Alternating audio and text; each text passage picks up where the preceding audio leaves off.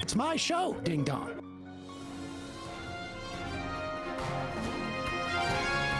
There we go. It's my show, ding dong. All right. Got Faye Johnson here. Executive Director, Wisdom to Action. No! Stop playing that noise! It's my show, ding dong. All right. President of Momentum Canada, Executive Director, Wisdom to Action. We've had, it's been a couple of days, but we had Poilievre's press conference today. Fun fact, I counted Menzies' entire question, which was just he was laying it on as thick as he could. Full minute, 45 seconds before he got to anything resembling a question. But I guess on Pierre's answer, what did you make of it? And sort of, because we've talked about this before, they've been very sort of subtle and standoffish, but why are they being much more forceful on it now? This was the last thing that I was that we wanted or that I was hoping for. Like I was just banking. I was like, Pierre Poilievre, just don't engage. You can run and you can probably win on economic issues. You don't need to dabble in the culture war stuff.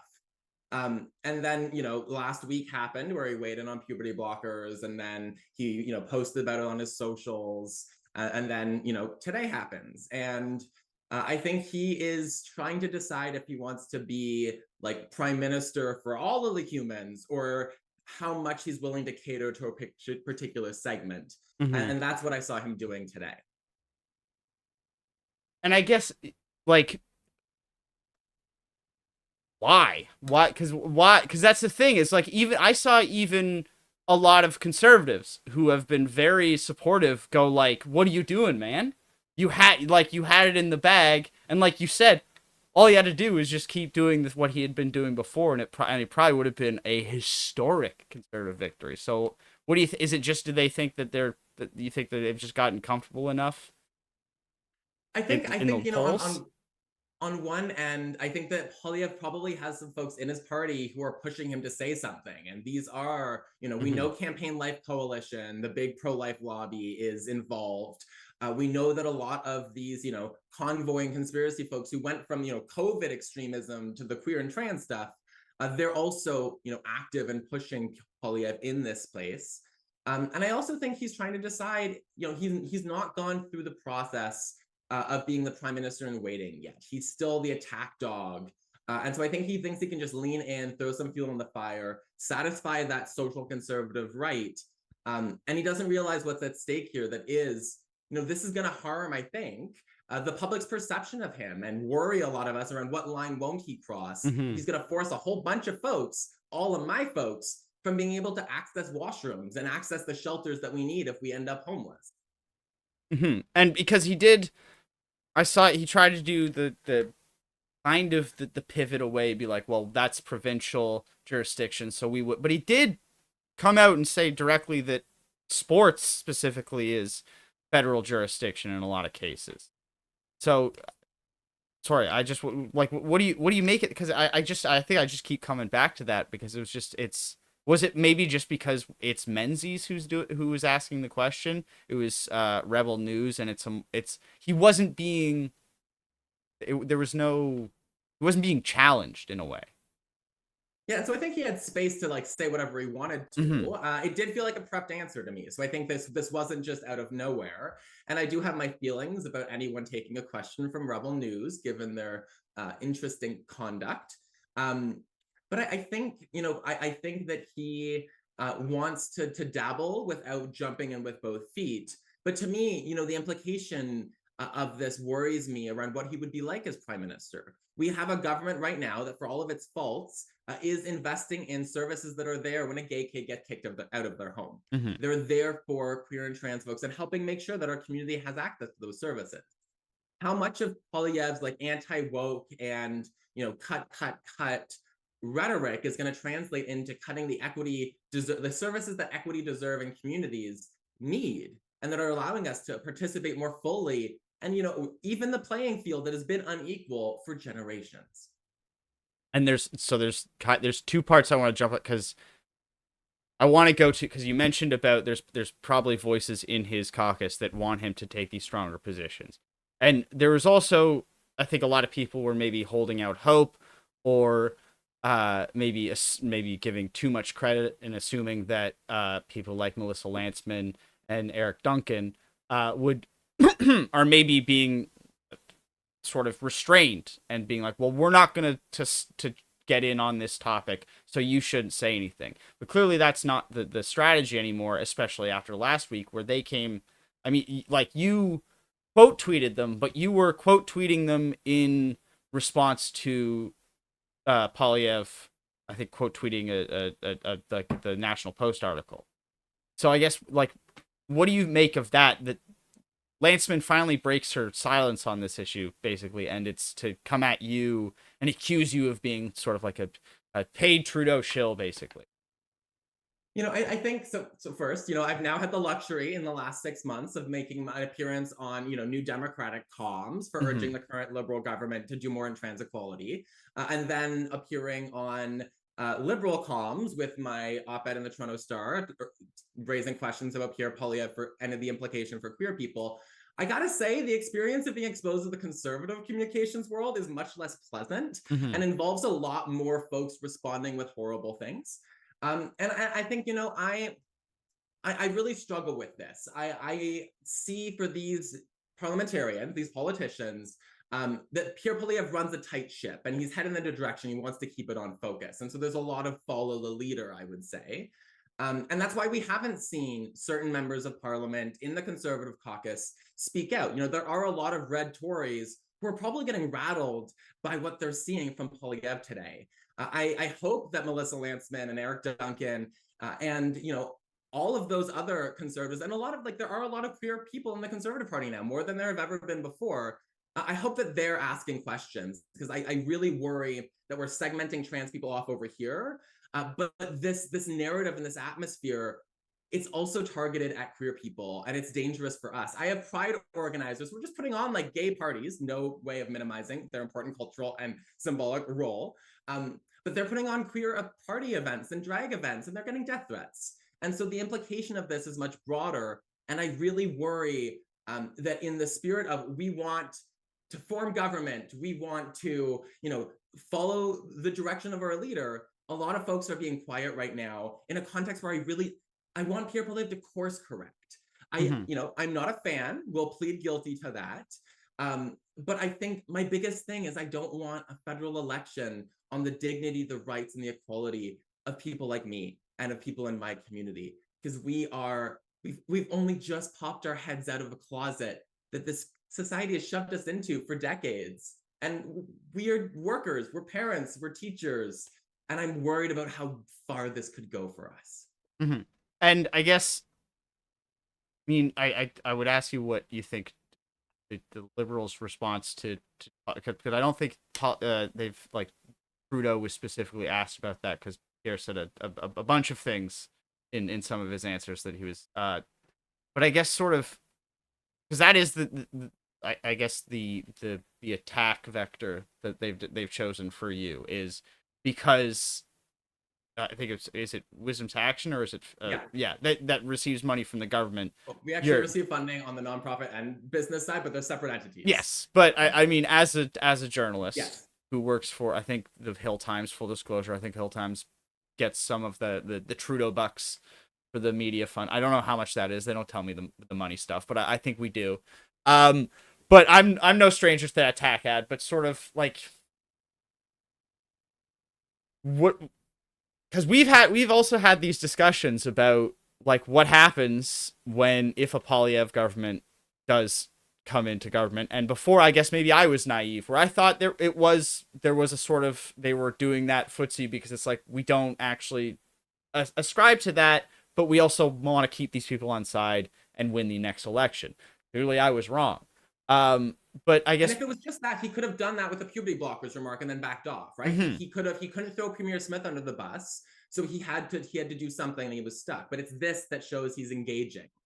Because again, and you're right, because it was before, even when he was, like, when he brought that in last week, it was about protecting kids, parental rights, minors, blah blah blah. But we're sort of talking about, because Because now this is women in sports. This is women's spaces. This is, like you said, shelters and prisons and stuff.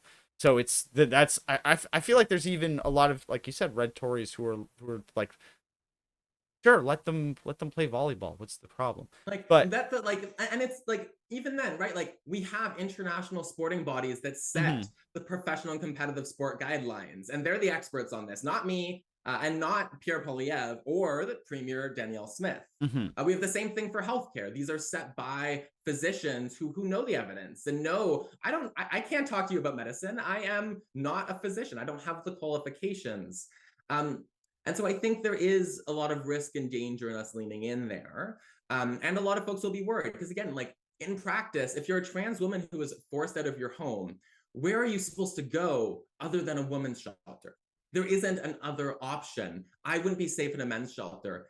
If I had to go to the bathroom at a bar and they didn't have single stall gender neutral bathrooms, I would have no option because I'm not going to feel safe or be safe in a men's washroom. And I'm not going to be allowed in the women's washroom under if this comment were to become policy. I also want to stress, like, so, nonprofit organizations and businesses and media outlets, they receive some government funds, especially during COVID. A lot of organizations did. Those funds are highly regulated. We have government grant funding to do particular activities. That's helping teachers learn to address gender-based violence in schools. That's helping create public education content and things like that. When I'm in media, when I'm advocating and organizing, that isn't government dollars. And Pierre Poilievre knows that. Melissa Lantsman knows that. And so it's when they intentionally muddy the waters there, it is an attempt to attack my character and the character and credibility of myself and my organization. The irony is, I'm the biggest fan of conversation. I'm not an ideologue. I have no membership in any political party. I have my leanings, but I am here to advance the equality of queer and trans people and to have conversations where there is disagreement. I actually reached out to Melissa Lantsman's office weeks ago. Do you think I got a response back? I would urge her to sit down and actually engage in this dialogue, because I think we'd find more common ground, but we can't do it when they use slogans that poison the waters against us and imagine there's something wrong with who we are. no, That was it's a model. no, that's good. I don't have like any more questions, so I don't want to take up too much time because I know you've probably been sort of. I guess that would I'm probably ready for be a glass of wine in bed. I can Yeah. say that on Twitch, right? Yes, absolutely. I guess that would probably be my final question, is because I know there's been a lot of sort of, because like especially the big criticism I've seen of the coverage of Poilievre's comments is sort of just verbatim, Yep. reposting what he said, which, as like, I can understand where that's coming from the journalist, because that's what you're supposed to do, but when you're doing it that way and you're just regurgitating, especially a lot of the language that Menzies used, it can be very problematic. So I guess, what is your sort of your estimation of the coverage of the comments and how So, journalists? I think it's so funny because we've had best practices in this space for years now.